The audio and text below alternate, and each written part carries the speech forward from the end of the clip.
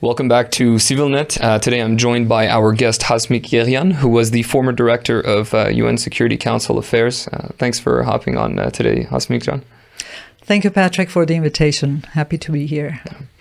As someone who's worked in the UN for 30 years, retired now, congratulations. But someone who's been there for 3 decades. What would you say are some of the issues that you've noticed, some of the core challenges or needs for reforms or failings for the UN when it comes to protecting human rights and doing its mandate, its job, essentially? I think it's very important to have a good grasp, good understanding of what we mean by the UN. To me, it's a very generic term that's often used.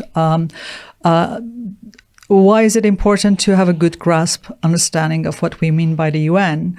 Having that understanding would enable Armenians as a public civil society organizations, policy makers, to better target which part of the UN they wish to engage with for more effective results and what we want to achieve or what Armenians and Armenia would like to achieve. When we say the UN, it needs to be clarified. The UN can be any one of the 6 principal bodies. The UN, and I will elaborate what those 6 principal bodies are. The UN could be 20 plus UN agencies, programs, and funds, whether they're in humanitarian, human rights, or development. But within the UN structure, again, that generic term, the UN Charter, which is the constitution of the UN, formulated in 1945, has 6 principal bodies. The UN Security Council is one of them, probably the most important in a sense that if we look at the UN Security Council as an executive body that makes decisions regarding maintenance of international peace and security, then it is critical that we know how to engage with the UN Security Council. Then you have the UN General Assembly, where all 193 member states, countries are represented. We can think of that as a parliament, a national assembly where discussions are made. While decisions of the Security Council are binding on all 193 member states of the UN, decisions by UN General Assembly are more advisory and non-binding nature. Now I will mention the 3rd principal body out of the 6, and that is the UN Secretariat. The UN Secretariat is represented by the Secretary General. The role of the Secretary General or the Secretariat is more perhaps CAO or administrator. Very often, in the past, they have referred to the UN Secretary General as a secular pope, and I always found that term a bit contradictory because the pope is not secular, and the pope does represent. By combining the terms, we're already implying a contradiction. Very often it is said that the UN Secretary General basically takes his marching orders from the UN Security Council and member states. In a way, it's true.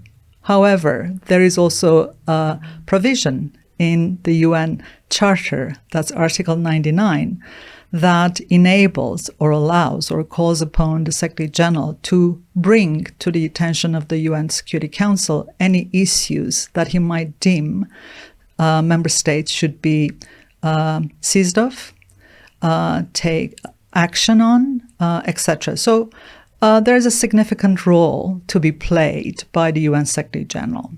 So I'll just leave it at that in terms of broad contours of what do we mean by the UN. And as I said, it's important to specify and to target and to focus more depending what is it that we want to achieve. Do we want more awareness raising, which would be in the UN General Assembly, or do we want to have more specific urgent action taken by the UN Security Council, mindful, and the Secretary General, who does have certain authority, even if he's a secular pope, and he has moral authority, and even if it is said that he takes his marching orders from member states and the UN Security Council.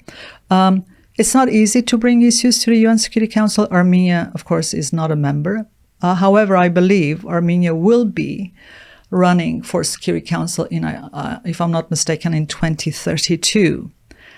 And if that does happen, Armenia will become one of the 10 non-permanent, or rather elected members. It is very often now, everybody talks about the permanent 5 and how they're so powerful, and the veto power of the permanent 5 members of the Security Council, they being France, China, US, UK, and the Russian Federation. Less is said about the non-permanent members, 10 of them. As a bloc, they can be quite influential. What do I mean by that? Whenever there is a Security Council decision to be adopted, 9 positive affirmative votes are needed, including or let's say, barring a veto by a permanent member. Now, if even 7 or fewer elected members decide to oppose a motion, a decision, that can fail. The adoption of a resolution can fail. In another sense, when there's we speak of resolutions. However, there are other decisions, such as presidential statements. Now this is going to the weeds. Secretary General has called the elected members, the 10 elected members, as the 6th veto. And I have to say, I agree with that. To bring the point closer to home, in 2020, during the 44-day Artsakh Nagorno-Karabakh war, when Azerbaijan attacked Artsakh Nagorno-Karabakh on September 27th.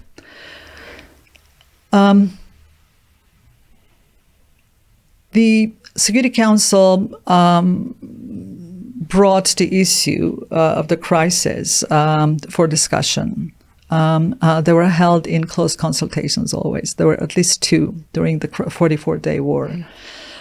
Close consultations, it means that they're behind closed doors, they're not publicly broadcast or viewed, there is no official record, and even less so, on both occasions. There were 2 meetings on Nagorno-Karabakh, on Artsakh in 2020.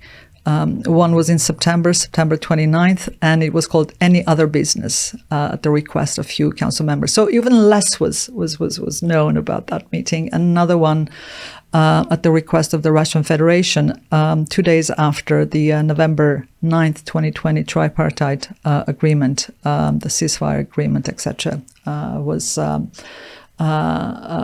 agreed to, overseen by the Russian Federation, Armenia and Azerbaijan, with some Turkish involvement, of course, we know. During that time, during those 44 days of the war, the Russian Federation, as one of the 3 OSCE Minsk co-chairs, the co-chairs were France, US, and the Russian Federation. The Russian Federation circulated a draft presidential statement. A presidential statement is a decision of the Security Council. It has the same weight, I would say, as a resolution. Actually, it even has a higher bar for adoption. It needs all 15 Security Council members to agree for it to be adopted. It was very brief. It was a very concise kind of a draft that merely called for the cessation of hostilities and ceasefire. This was in mid-October. Within 3 days, on October 22nd, Russia then withdrew the draft, saying that there was no consensus. It seems like that after intense negotiations, there was no consensus among council members for such a decision. What happened there? And the only time in my professional UN 30 years as an international civil servant, I felt I could not refrain myself from asking some council members. I remember asking South Africa, St. Vincent and the Grenadines at the time, who were elected members, Tunisia, why aren't you supporting? The issue, actually, nearly all, there were 7 elected Security Council members who were members of NAM, Non-Aligned Movement. Non-Aligned Movement has been chaired in person by Azerbaijan, by Elliott. And actually the term ends at the end of this year, and as of January 2024, it is Uganda, the president of Uganda, who will chair NAM. Usually it's a 2-3-year term. Unfortunately for Armenia, Uganda did not agree to assume the term of the chair, NAM, in 2023, and Elliott very generously agreed then to have himself extended. In any event, I'm mentioning this because to show how the non-permanent members can play a role. The fact that 7 of them were instructed, and I was told by those that I approached asking, especially if you are supporting self-determination, if you believe in the self-determination of Palestinians, if you believe in self-determination for Western Sahara, as South Africa does, why aren't you supporting Armenians' right to self-determination in Nagorno-Karabakh, in Artsakh? And I was told, strict instructions, it's a NAM decision, our hands are tied, we cannot do anything. And it failed. At the same time, I have to say, of course, I was also aware of Armenia's position at that time. The reason why it failed, among others, Azerbaijan insisted that any Security Council decision in 2020 should refer to Security Council's earlier decisions, resolutions and a PRST from 1994. Now, if we go back to those resolutions, and again, I urge my Armenian audience, friends, listeners, and everyone, we should really familiarize ourselves with those principal documents, because what Azerbaijan has done basically has hijacked the conversation about what those resolutions were and what they were not. The resolutions, all 4, by the way, all 1994, 4 resolutions that were adopted between April and November 1994, did 3 things. They called for immediate cessation of hostilities, withdrawal of troops that were occupying territories that had not been occupied earlier. We know what that means. And humanitarian access. Now, Azerbaijan insisting that those resolutions were referred to in the 2020 presidential statement, in the belief, as they have advocated over and over again, and we Armenians and Armenia have not countered loudly enough. Those resolutions did not address, as they could not have addressed, a final decision on the status of Nagorno-Karabakh or Artsakh. Armenia was opposed and had made it clear to the Russian Federation that had drafted, and France and the others on the council, that they would not agree any reference. So there was this stalemate. I know that subsequently, after the failure of that Security Council decision, Armenian diplomats were questioning whether it had been the best policy decision to insist on not having any references to those Security Council resolutions, and just a very strong call by Security Council for immediate ceasefire in mid-October would have been a better outcome for Armenia. Tell me, why do you think the Armenian diplomatic efforts has been, for lack of a better term, falling short at the UN? I mean, I will concede that the current foreign minister's work has been getting more and more impressive. But generally, we have 30 years of catching up to do. Why do you think that Armenia is falling short in terms of expressing ourselves and pushing for our interests on the international stage? I think there are several factors at play. And by the way, I do agree with you, Patrick, that Armenian Foreign Minister Ararat Mirzoyan's statement to the UN Security Council, or in the UN Security Council on September 21st, was quite impressive, I have to say, in comparison with earlier appearances and addresses to UN Security Council by the Armenian officials. It was quite impressive. At the same time, I do not, without wishing to be too critical, we have a huge wealth, really, resources of Armenian knowledge, Armenian professionals, expertise, both in this country, here in Armenia, as well as among the 8 million diaspora in every corner of the world. What has dismayed me very much is witnessing day in, day out, the huge propaganda machinery that's being churned out from Baku by Azerbaijan. As we all know, Azerbaijan, with its petro money, gas, and oil, and the fact that it's a centralized authoritarian regime that's able to gear, to target its resources at the whim of its dictator, for lack of any other word. As we know, they have been able to use their wealth to engage, to retain very impressive and top-notch PR firms in West London and elsewhere. Now, every day, it's like a machinery.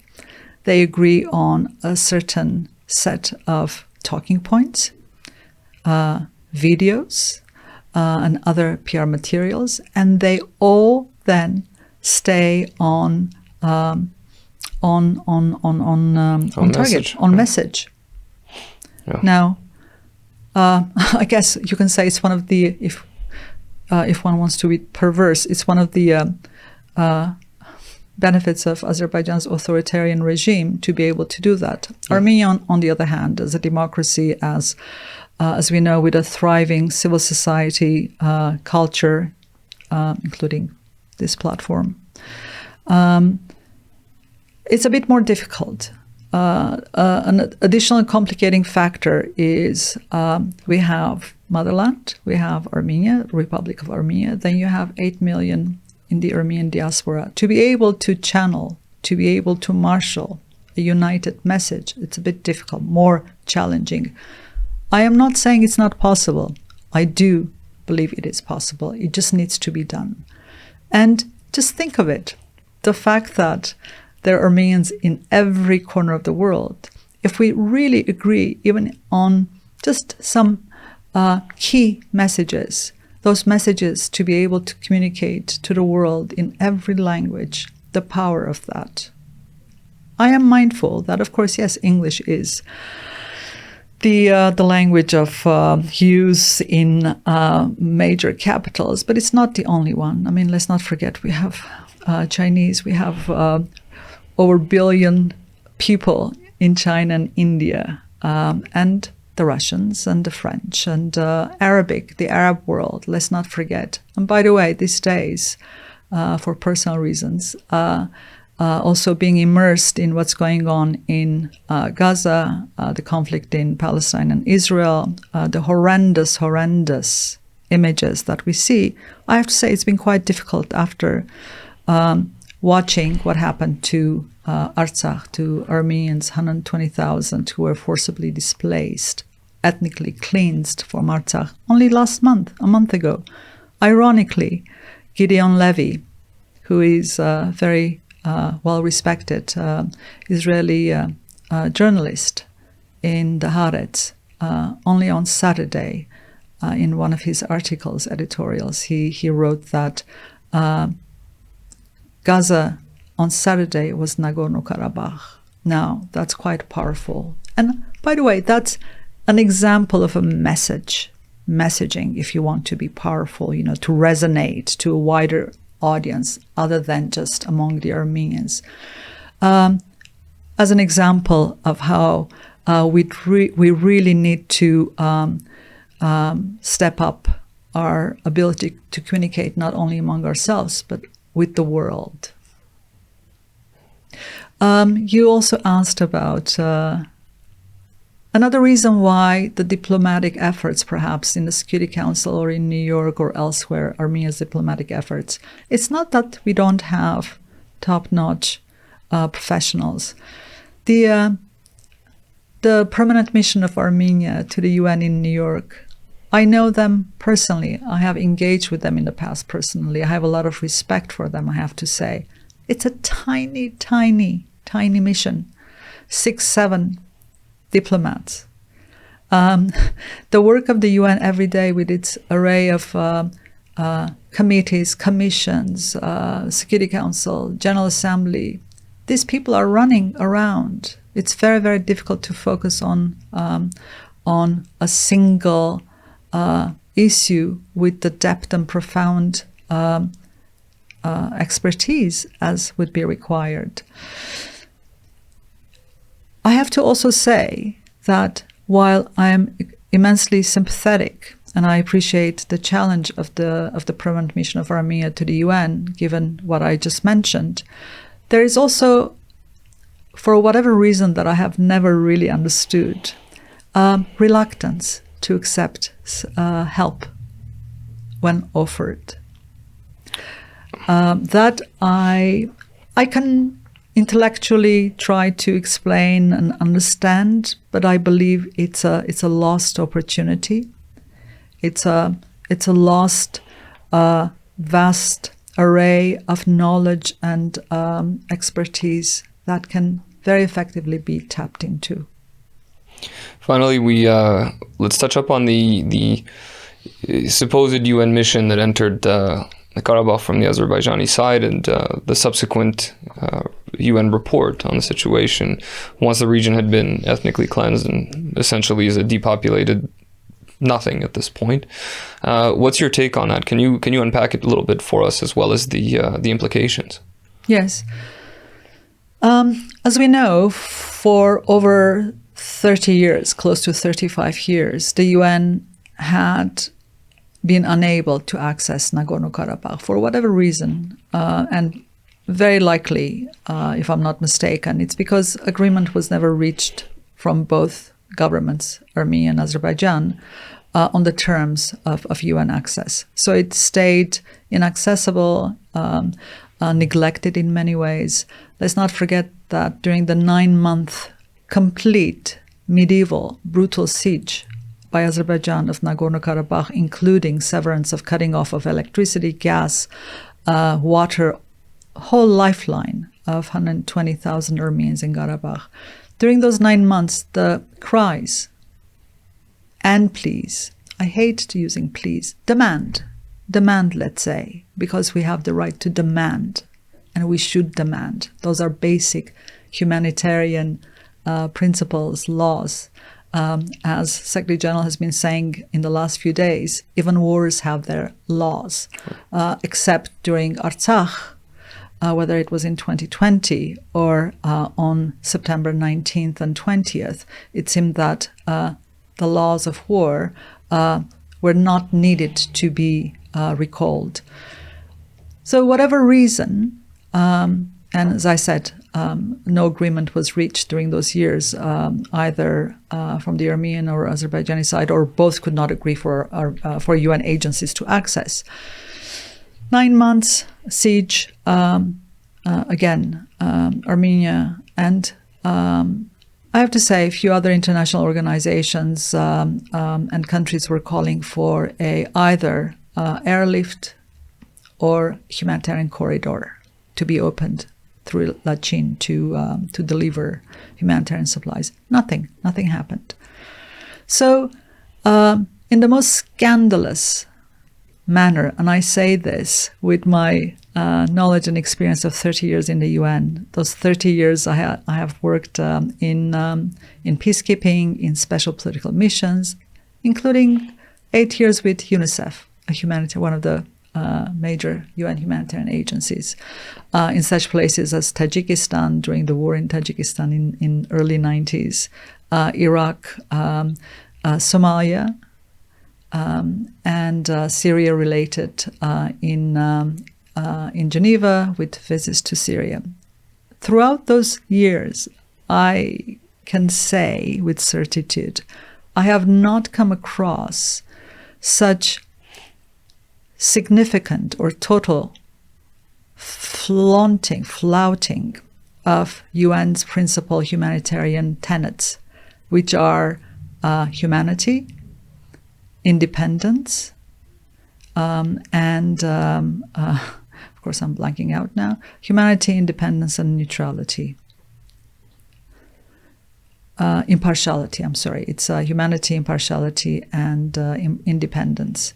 All of those tenets were completely, grossly neglected, rejected, thrown out the window when on October 1st, the UN team in Azerbaijan, it's a UN country team in Azerbaijan, just as we have a UN country team here in Armenia and elsewhere in many countries of the world where humanitarian assistance is needed, and non-humanitarian development support assistance. On October 1st, representatives of various UN agencies based in Baku, in Azerbaijan, on instructions from Baku, hopped in their four-wheel drives and left from Baku through what they call Agdam Road to Stepanakert. First time in nearly 35 years.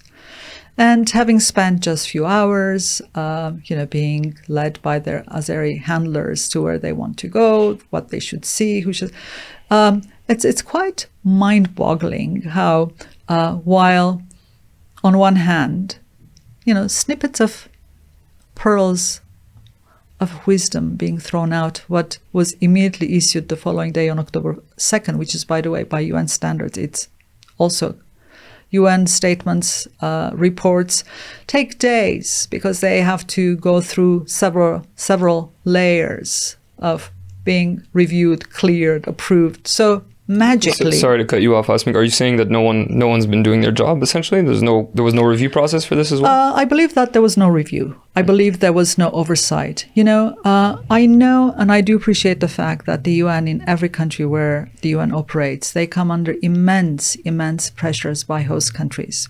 That's why you have this two-tier system where, in order to relieve the pressure on the UN agencies, programs, or presence in the country, usually headquarters takes, let's say, a stronger position, becomes let's say, not a bad cop, it becomes the voice of morality, right? An oversight. This was completely non-existent with this UN country team based in Azerbaijan during their mission to Karabakh Stepanakert on October 1st. So on October 2nd, they magically, it just appears. I looked at the website of UN Azerbaijan that day, and I saw that the statement, mission statement, the author's photo and the name was prominently displayed. A Azeri national communications officer in the office of the UN resident coordinator with his name prominently photo, which since have been removed, after there was an outcry. The person who wrote it, a former journalist with national Azeri television, as we know, in terms of Azerbaijan's ratings, rankings of media, freedoms, transparency, it's a bottom of the barrel, close to the bottom. North Korea reports, yeah. Yes.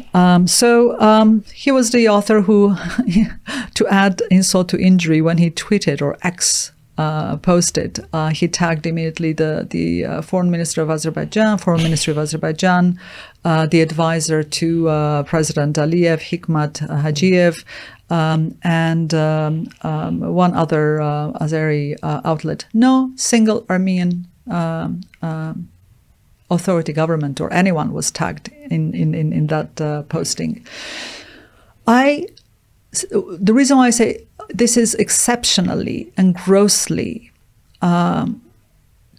against every UN humanitarian principle, tenet, is because when I compare to what happened just a few months ago with another example, similar, let's say, and where the UN Secretariat, again, I emphasize Secretariat and not member states, the Security Council acted. In July, UN Security Council failed to extend the mandate of UN cross-border humanitarian work for Syria, which had been in place since 2014, renewed every 6 months or every year, that allowed for the UN to bring in humanitarian support supplies from northern Turkey into northern Syria. That's why it's called cross-border, because the operation was not cross-line. It was not going from Damascus. In that instance, the UN, when Security Council failed to extend, Syrian government said, well, there was a major earthquake with devastation, etc. So here I am. I'm going to, Assad said, he's going to open 2 border crossings from Turkey on condition that the UN works in close cooperation and coordination with the government of Syria. The UN outcry. The UN Office for Humanitarian Coordination sent a note to Security Council, we can't do this, we have our principles, and we will not comply because we have to work with everyone, including non-state actors. They spent then the next 2-3 months negotiating with the government of Syria until the UN terms were agreed to, and they proceeded. This was not done in UN Azerbaijan, when the government instructed the UN in Azerbaijan to travel and to issue the kind of scandalous, distorted report that they did. Thank you very much, Hasmik. This was an enlightening conversation. And thanks again for watching CivilNet. Thank you for the opportunity.